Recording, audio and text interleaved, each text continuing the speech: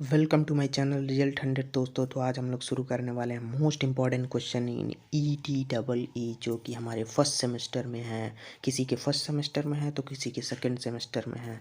तो आइए हम लोग देखते हैं इम्पॉर्टेंट क्वेश्चन यूनिट वाइज। ठीक है, जो भी जितने भी मेन इम्पॉर्टेंट मुझे क्वेश्चन लगे जो कि आपको पिछले 2 सालों में आ रहे हैं, 2 सालों में 3 सालों में जो रिपीट कर रहे हैं क्वेश्चन, वो मैं आपके सामने लिखते जा रहा हूँ। ठीक है, आप मतलब एक बार मैं समझाते जा रहा हूँ, आप देखते जाइए और इन इन इन टॉपिक को आप अच्छे से पढ़ के जाइएगा तो आपको गारंटी 60+ आने ही आने हैं। ठीक है, तो हम चलते हैं यूनिट 1 को पढ़ने। तो यूनिट 1 में सबसे पहला जो टॉपिक है वो है डायोड। डायोड के बारे में आपको पढ़ के ही जाना है, ये मोस्ट इंपॉर्टेंट क्वेश्चन। डायोड्स आपको हर चैप्टर में मिलेंगे, मतलब हर चैप्टर में कहें तो मोस्टली 2 या 3 चैप्टर में मिल जाएंगे और इस पे क्वेश्चन अच्छे खासे बन जाते हैं। कभी 20 नंबर का, कभी 25 नंबर का बन जाता है। ठीक है, क्योंकि ये यूनिट 1 में भी है, यूनिट 3 या 4 में भी है, तो इस पे क्वेश्चन कई सारे बन जाते हैं। तो डायोड के बारे में तो आपको अच्छे से पढ़ के ही जाना है। फिर वी आई कैरेक्टरिस्टिक्स, ये क्वेश्चन हर बार रिपीट होता है, हर बार, या तो 2 नंबर में या तो 10 नंबर में रिपीट होना इसका फिक्स ही फिक्स है। तो आप इसको तैयार करके जाइएगा ही जाइएगा। फिर आता है हाफ एंड वेव रेक्टिफायर। ठीक है, जो भी half and full wave rectification होता है ये कन्फर्म है, इसमें से एक ना एक आना ही आना है, तो आप इसको ज़रूर पढ़ के जाइएगा। फिर आता है क्लिपर्स एंड क्लैम्पर्स। ठीक है, फिर लिक्विड क्रिस्टल डिस्प्ले। तो आप इन टॉपिक्स को, आप यूनिट 1 को अच्छे से पढ़ के जाइएगा इन टॉपिक्स को। ठीक है, ये बहुत ही मोस्ट इंपॉर्टेंट है आपको 20/20 गेन करने के लिए।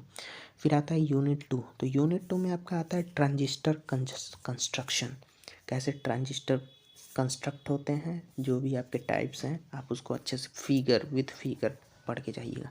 फिर common base configuration and common ammeter configuration. ठीक है, इसके जो फिगर हैं और इसके जो भी एक्सप्लेनेशन है आप उनको पढ़ के जाइएगा। फिर कॉमन कलेक्टर कॉन्फ़िगरेशन, फिर मॉसेप। ठीक है, इसको आप इम्पॉर्टेंट है। ठीक है, मॉस जो भी है वो इम्पॉर्टेंट है, एकदम मोस्ट इम्पॉर्टेंट क्वेश्चन है, आपको इसको पढ़ के ही जाना है। और ये जो कॉमन बेस, कॉमन कलेक्टर और कॉमन एमिटर है, इसको मतलब ये मैं बहुत ही शॉर्ट वे में बनाया हूँ। ठीक है, मीन्स इतने तो आपके कन्फर्म ही कन्फर्म है। ठीक है, आपको इससे बाहर कुछ भी नहीं मिलने वाला है, थोड़ा सा बहुत मिल भी सकता है, तो इतना तो आप पढ़ के जाएंगे तो आपके क्वेश्चन सॉल्व हो जाएंगे, मीन्स कुछ बचेगा नहीं। फिर आते हैं यूनिट 3 में। तो यूनिट 3 में आपको ऑपरेशनल एम्पलीफायर जो भी जितने भी हैं वो सारे पढ़ के जाने हैं। ये मोस्ट इंपॉर्टेंट क्वेश्चन है, ये हर बार पूछता है। फिर आता है कंपैरेटर्स। कंपैरेटर्स के बारे में पढ़ के जाना है। फिर component of IoT, micro processor and micro controller. ठीक है, फिर ब्लूटूथ या वाईफाई टेक्नोलॉजी। फिर आता है नेटवर्किंग या क्लाउड। तो नेटवर्किंग इम्पॉर्टेंट है। ठीक है, आपको इसको पढ़ के जाना है। ठीक है, तो आपको मतलब मोस्टली आपको जो भी है ना डायग्राम वाइज पढ़ के जाना है, मतलब डायग्राम इसमें होना चाहिए ब्लूटूथ टेक्नोलॉजी और वाईफाई टेक्नोलॉजी में, micro processor and micro controller में। ठीक है, कंपोनेंट ऑफ आईओटी में।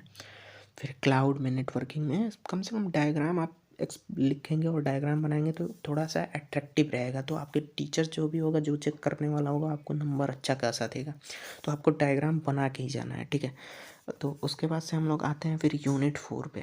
तो यूनिट 4 में आपका आ जाता है नंबर सिस्टम्स जो भी हैं, फिर gates, Boolean algebra and functions, फिर के मैप मिनिमाइजेशन। के मैप आपको तो मोस्ट इंपॉर्टेंट है, आपको पढ़ के जाना है, हर बार 10 नंबर में फिक्स है, गारंटी है, ये पूछता ही पूछता है, तो के मैप आप पढ़ के जाइएगा। फिर आता है SSI, VLSI and MSI and LSI।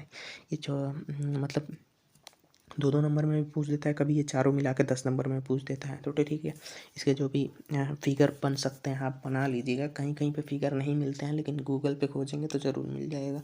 ठीक है, तो वहाँ से आप लोग बना सकते हैं। फिर आता है यूनिट 5 में।